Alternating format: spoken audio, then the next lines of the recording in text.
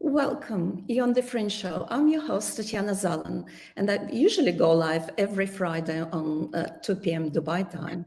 But today is a little bit different. It's 19th of September, and we're recording an interview with Eric Balance. The Fringe helps you to navigate the rapidly changing world and increase the odds of your success in this changing world. The Fringe is about our future.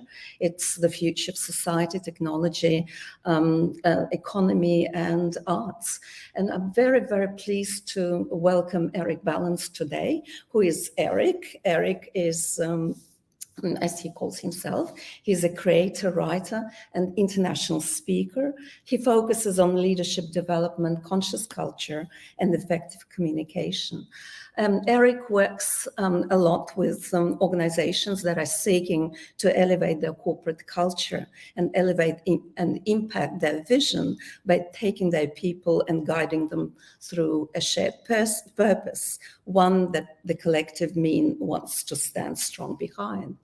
And Eric has got a very unusual background, I would say, because he started as an accountant, and he can even do things with his own hands because he has a welding certificate of all things. Eric, how did you end up from being an accountant into what you're doing today? Well, first of all, I just want to say thank you. Thank you for this warm welcome. It's amazing to connect and to be here. I really feel, your warm heart, your kindness, your graciousness, and for anybody that's listening, thank you for being and listening. I came to Dubai about 2 months ago, but my path, like you said, has been weaving.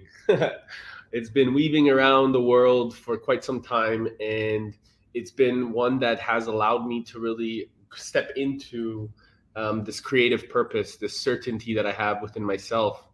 One that many of us, unfortunately, don't notice for a very long period of time, myself included, or we develop this unconscious behavior based off of society's expectations.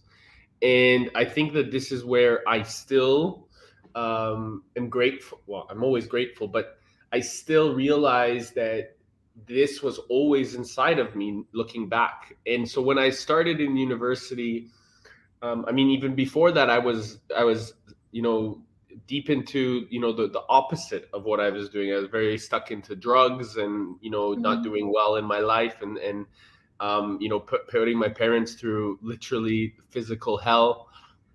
With all the worry and things like this. But then when I went to university and after I got out of rehab, with all of their help and love and support, it was beautiful for me to go and find myself inside of university, which was a great wisdom that was offered to me for creating this confidence of knowing who I am and that I can really step into anything. I was the president of the accounting club. I was I created a lot of different events. To this day, they still have a Meet the Firm event. It's one of my legacy builders. And so each student can go and find a job a lot easier now. And I was very, very grateful. They wrote a beautiful article in the school magazine, and they did a lot of very kind things for me when I graduated with the dean and a lot of associate professors. And I was very it was I felt like when I was there for the community. I was there for building the student body, really standing for the student body. Although yes, I had a lot of opportunity that came to me as a result. My focal point was how can I leave this place better than when I found it. And it's this has been really my ethos in life, is how I do one thing is how I do everything. So every space, every communication, every community, every environment that I find, I want to leave that place better than when I found it. And that to me is integrity. That to me is living in integrity. And so then I went into welding because, let's be real. I spent 6 months after 5 years of schooling in university. I went to these prestigious firms that I had different opportunities: Ernst and Young, Deloitte, PwC, all the big four. Then now I know there's five, and I wasn't happy. I was miserable, actually. And I knew that there was something about me that there was like, I'm not supposed to be unhappy. Actually, if I'm unhappy, the whole scenario, everyone feels my my unhappiness. I have that type of energy. So I would quit.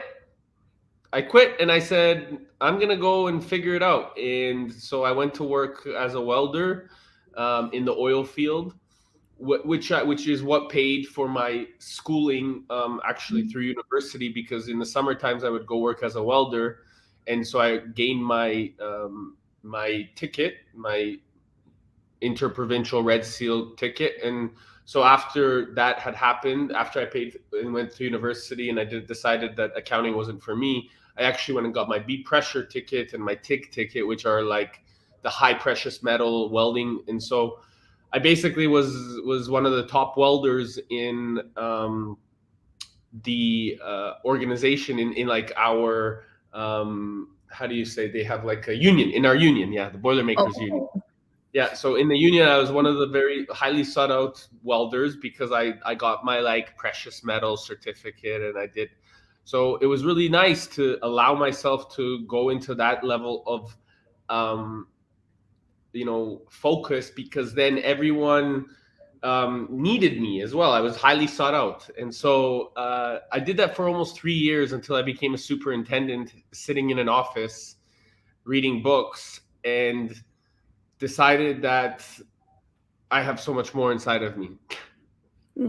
and so as a result of like just reading and spending a lot more, I went and sold cars. I like started to challenge myself, and again, another environment. I sold cars. I went to work at BMW, and then as a result of that, I really found my communication was the most important thing, because I could step into something, any situation, and feel comfortable because I was comfortable with myself.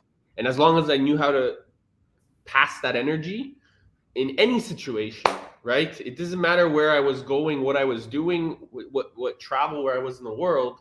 I realized the only certain thing that I needed to be was of myself. Wonderful. That's certainly quite a story. So you ended up with being the CEO of Eric Balance Holdings, right? And that provides training, leadership development, and so on. I can see that you're a little bit of a futurist, right? Just like myself, although I don't necessarily promote myself as one.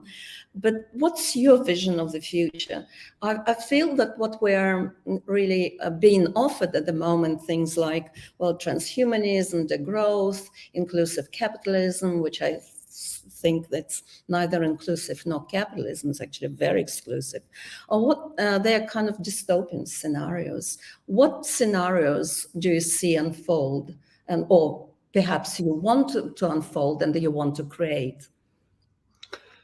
So my biggest thing as I was growing up was, there was a society that expected of me, especially as a man, to basically do what I'm told and be this angry facade, this patriarchy. And listen, this is propaganda. This is not truth. And patriarchy is very focused around the last 2,000 years, even since the story of Jesus, and the way that it was portrayed and passed on was very focused around a misrepresentation of how that needed to continue with the church, with everything. And what really needed to be happen was the love and the connection of the feminine energy inside of this beautiful man called Jesus or Yeshua or whatever,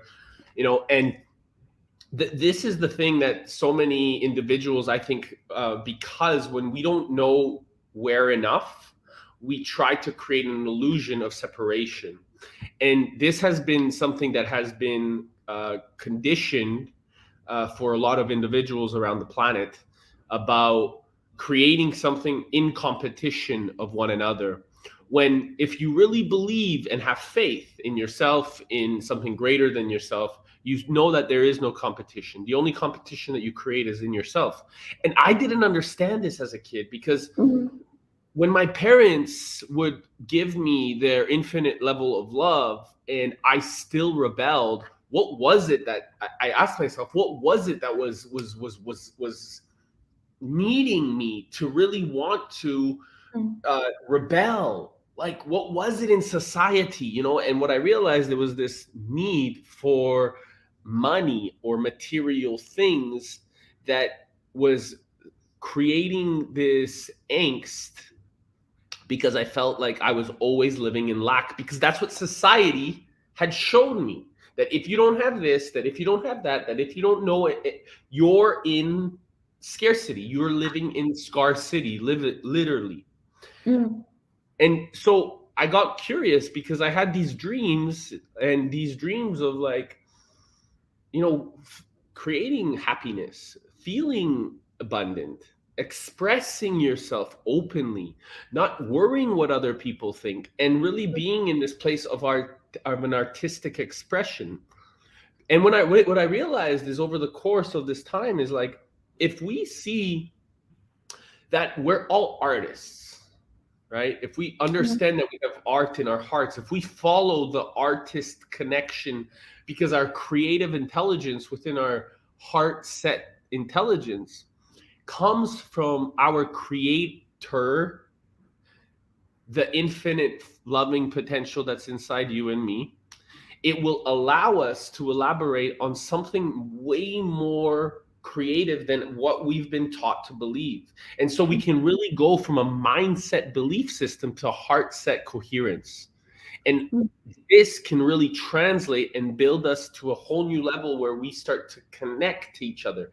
And this is the beautiful dance between the masculine and feminine that each individual has. It's not whether you're a man or a woman, but each individual can really collectively bring to life if they do the work on themselves first. Because it's easy to go out there and want to change the world. In fact, it becomes so easy that you force things and it never happens. Look at what history has taught us, Mm-hmm. right?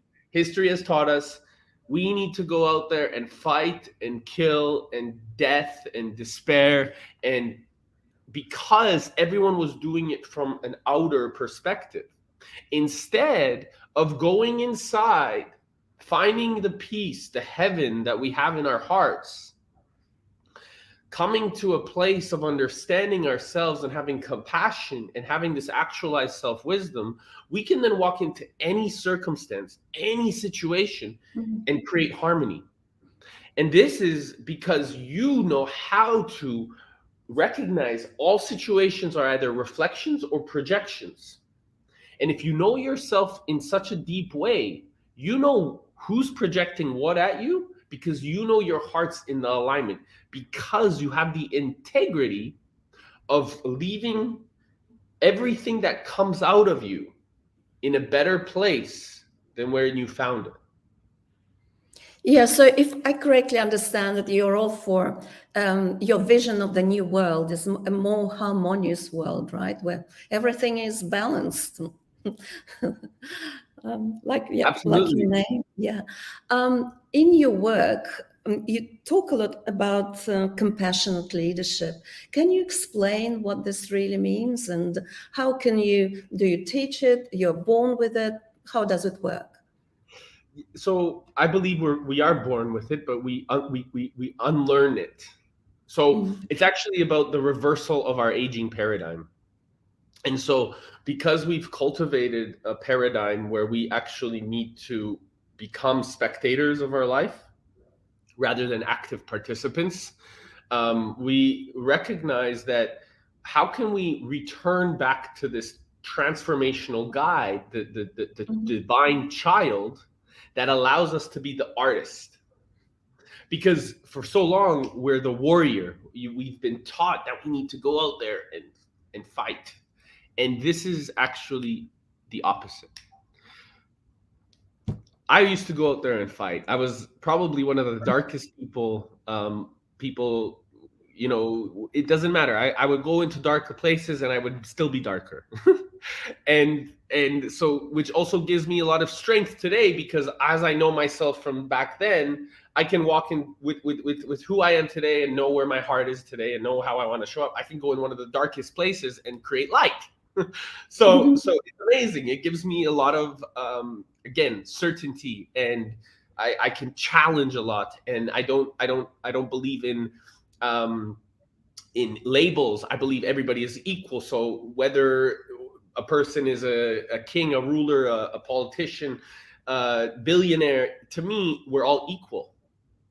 And so it doesn't matter what kind of energy or people you have around you. We are all allowed to challenge one another, because it brings out the great mirror. The great mirror is our eternal teacher that's in front of us all the time. Just like right now, you're my mirror, and we get to learn from one another, right? And Sure. so the important part of identifying with ourselves in this capacity, and allowing us to really bring this intention, is in one that it gives an emotional understanding. And so compassion comes from learning back this emotional connection, this emotional intelligence, this spiritual intelligence, because we've been taught to go back into the mind for such a long period of time, going to school, our parents, our generational traumas, everything that, and of course, this can lead back to so much generations, right?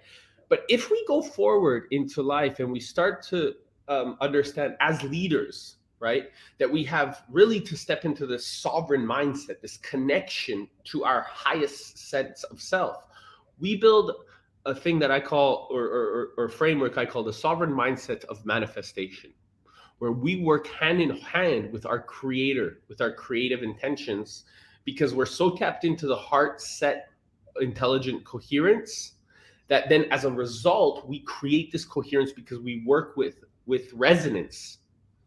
We allow the flow to come. So when I spend time with leaders, or I go into a speaking engagement, or I sit down with organizations and visionaries, CEOs, I first need the leadership to understand, okay, so where are you? How are we working with the identity of yourself? And is this something that you prefer, you are aligned with? Or do we need to see and not fix, but adjust this old identity into a new one, so that then as a result, we can go up the step ladder of identifying with confidence, with clarity, with love, forgiveness, and compassion for ourselves. And when we can do this for ourselves, we can illuminate this within our teams, within our families, within our organizations, within our cultures, because we've done the work on ourselves. And so if we've activated this work within ourselves, we can walk into any circumstance with any teammate and we can say, hey, even if they're doing something wrong, we embrace that, because we know they're doing the best they can with the knowledge that they have, because that's what we did. You see, it becomes a reflection. It becomes an opportunity to teach and share as a student of ourselves, understanding that the reflection is actually giving us an opportunity to learn how to communicate even more effectively. And as a result, raise the standards of that individual, of that mirror in front of us, that person, so that they too can learn, become better communicators, better leaders, because we're all leading ourselves. The only thing that people don't realize this is that they're not taking enough responsibility. That's it. And once we have compassion, this compassionate leadership evolves us to a space where we actually become sovereign. And this sovereign wisdom, now we work with each other at such a collective version that we know how to work and find solutions together. And then everything is based off meritocracy.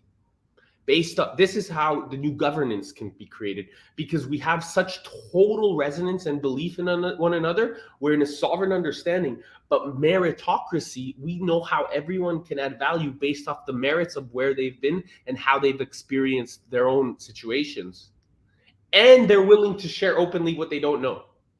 Sure. Eric, that seems to me such a different paradigm altogether of how you can think about leadership. And I'm just wondering, how do people take it? And how do they actually easily make this transition from what they were conditioned to believe in and being spectators of their lives into this new state?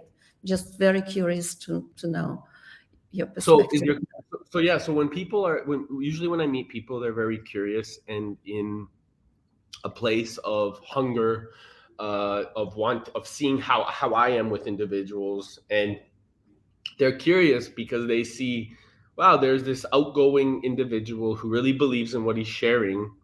And as a result, he's actually doing it. He's not, just teaching it. Everywhere he goes, the way he is.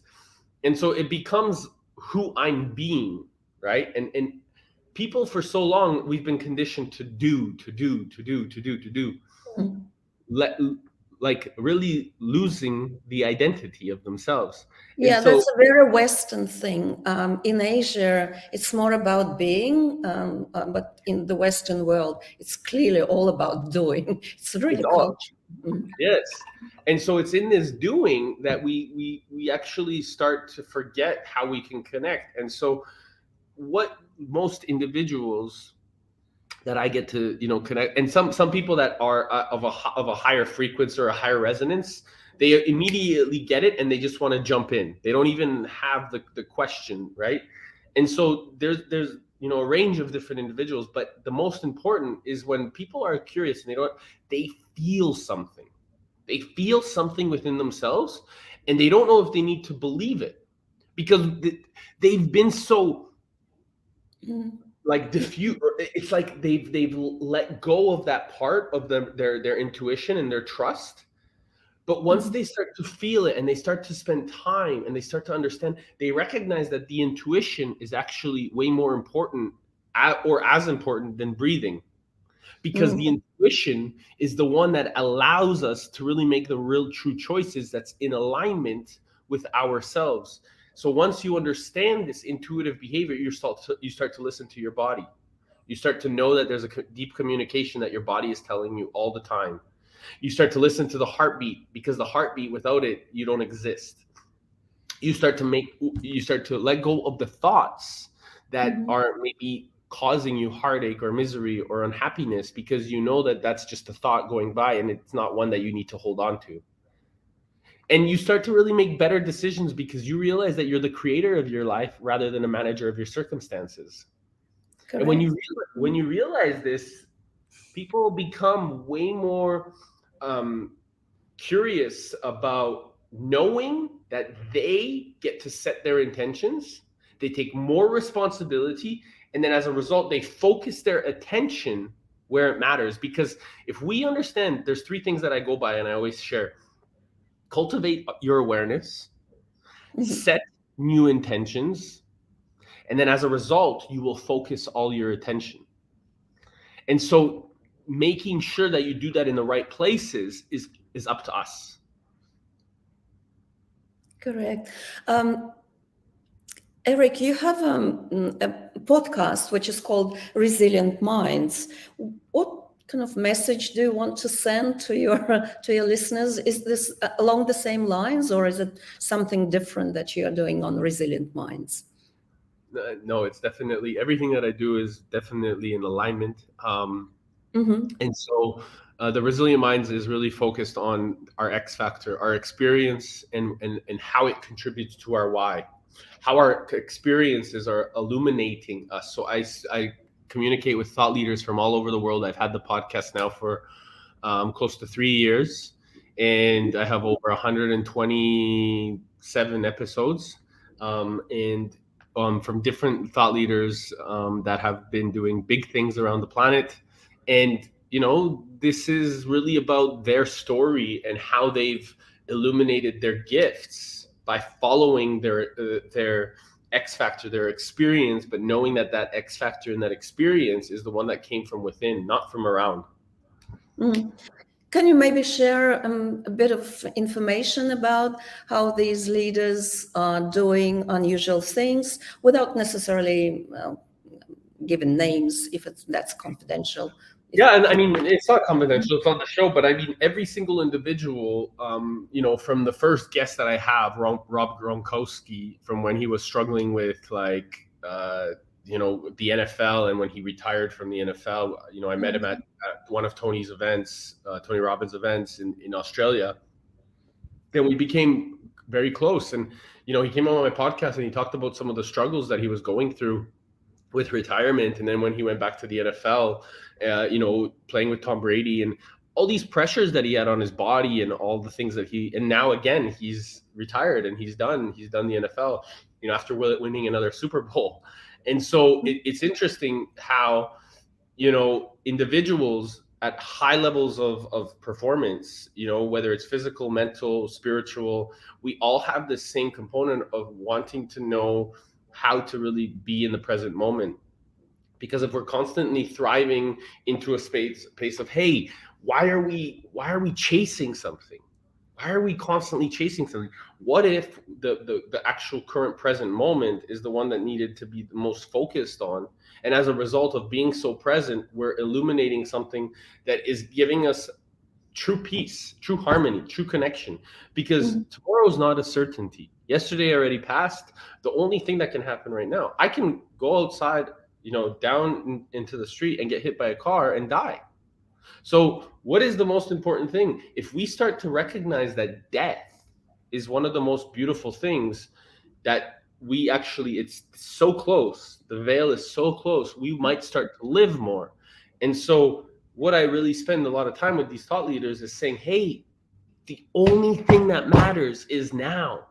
And if you realize that you take every initiative, every change, every exciting part, don't wait for someday, one day to follow your dreams and create them. Do them now. And if you don't do them now, when? Well, you're going to wait for that perfect moment, that perfect opportunity, that perfect transit. Why? It's not certain. That's the only thing that's certain is you. And if you make the certainty to step into something that you really believe in, then you do it now. You don't wait. What are you waiting for?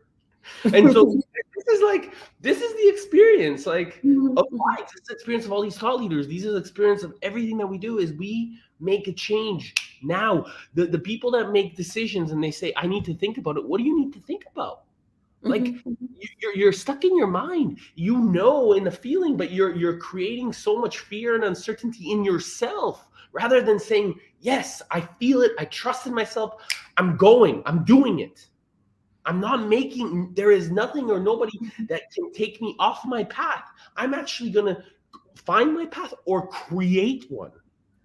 And this to me is the most important thing. People don't realize this. And if they take more responsibility of their lives, we can really transform our lives together as a collective. Mm-hmm. And is this message being heard? What do you think? Yes. I wish it is.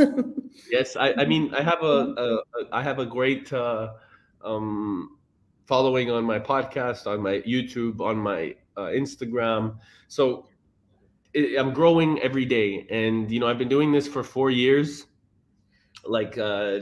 almost 5 now, traveling the world and really spreading my message. And I haven't given up, and I won't. I never will. This is the thing, I'm probably one of the most resilient minds that I know, but I'm biased because I'm myself. So to be honest, it's I know where I'm headed, and I know why this is such an important, because I've come to this physical world and this physical reality to really bring to first find heaven inside my heart, right? And once I found it inside my heart, I know that I know that I'm actually in the physical experience of making it happen in our reality, and I'm a big part of that. And I know this is my responsibility here. And a lot of people over the years, they said, good luck, or you're crazy, or good luck, like your dreams, including people that were some of the most closest people to me. They said, Eric, you have big dreams, big aspirations, big goals. Good luck. Like, you have a lot of like, they basically, really thinking like you're too much. You think, and all my life I've been told this and to this. But you know what? The thing is that's their limitation and not mine. Because if we really connect to our creative intelligence, do you think our creator, when created planet Earth and all of us, was thinking too much? No. So this is the thing. We are an expression and an extension, and the physical experience of consciousness manifesting itself. And so if we realize that we can take that responsibility, we become the same level of energy. And so and then, of course, we can connect better as human beings. Yeah, if we do that. And so this is the thing, is like, it's not impossible. This is why I came here. So now I'm just, I'm at the edge. I'm always leading in a space of knowing, because I know who I am. I know why I'm here, and I know what I need to do with the brothers and sisters that I'm working with to really create. And as a result, we're going to build the most focused artistic expression of humanity, because we want to live together in a place of abundance, of harmony, of creative expression. And we're going to challenge those that are out of alignment or out of integrity. And we're going to do it at such a big level, at such a strong level, because it's not about one of us doing it. It's about all of us doing it together. And I'm telling you, it's like, you can go fast alone, but we're going really far together. Sure. And on that point, Eric, where you're talking a lot in your work about how you can ignite the true potential of people. What stands in the way of true potential? I've got my own answer to this question, but I would like to know your perspective. The story we keep telling ourselves. Yeah, so it's in your mind, right? You're stuck in your mind. So, if we can get out of, everyone, and rightfully so, because, society and a lot of great leaders have been talking about mindset, the power of your mind. And I'm not saying the mind's not powerful, because of course it is. But if we go deeper than that, we actually discover it's the heart set intelligence that amplifies the mindset. Once we know what's in our heart, there's 20,000 neurons that have created the heart brain. And this heart brain potential is the unlimited force of our grace, of our creator. And that intelligence amplified by our mind, now we're in real coherence. Now we're really making things happen. But if we just focus on the mind, we lose ourselves. Yeah, exactly. There is an interesting coach. He's a sort of life coach, but also an author. He's a psychologist by training, called Kapil Gupta. I don't know whether you heard his name or read his work. Maybe he's not for everyone at all, like for 0.0001% of the world's population would probably understand what he's saying. But what he's saying is so very close to what you've said about having near-death experience every 3-4 months, so that we can actually start living. And he's also emphasizes this point about our conditioning of the mind. Actually, if you want to become a creator, if you want to become limitless, you need to stop listening to it. So it's not about being mindful or mindfulness, as is very common now. It's a buzzword. There is a lot of hype about it. It's actually switching it off altogether and listening to whatever lives inside you. You can call it whatever you like. It's gut feel, it's instinct. It's maybe something that's being channeled to you. Yes. So how very interesting. What's his name again? Kapil Gupta. I'll send you. Yeah, I'll send. He's really interesting, very unusual, and not for everyone, as I said. And perhaps maybe one of my last questions. In your work, you seem to be blending some unique insights with ancient wisdom. Will you maybe share a couple of things along these lines that helped you, maybe, or helping leaders in your work? This blend between what's ancient wisdom and your own unique insights. Absolutely. So, I spent almost 2 years in the Amazon, in the jungles of Brazil, and I spent time in Ecuador and Mexico with the Mayans and things like this. So I spent a lot of time learning from some masters that just to have a different perspective and have really connected to the earth. And so in this ancient philosophies, because they're very ancient, and we have been passed on information inside of like our mother, both physically, like inside of our mother, but also in the earth as a whole. So the mother earth, she holds great wisdom, and inside of this great wisdom, we have different plants, different medicines that we've also received. People have called them different places, or like mushrooms, or um, ayahuasca or quachuma, all these other things. But that's not like, and those are ways that you can also have those near death experiences, or kill the ego, or the death of the ego, meaning, and not meaning you're dying, but your ego, the mind, actually lets go. And because we need the ego to be in this physical reality, but what I'm saying is that the mind perspective, the illusion of separation, actually lets go. And so you realize that death and life are actually the thinnest veil from just our breath. And so when we're doing breath work, or we're connecting to each other in a deep place where we're being in a present moment of reverence and recognizing this wisdom, you can actually communicate with any individual at such a deep level. You don't even have to speak the same language. We were in ceremony in the jungle, and myself and one of the main leaders were dancing around the fire, and he has never danced for almost 20 years.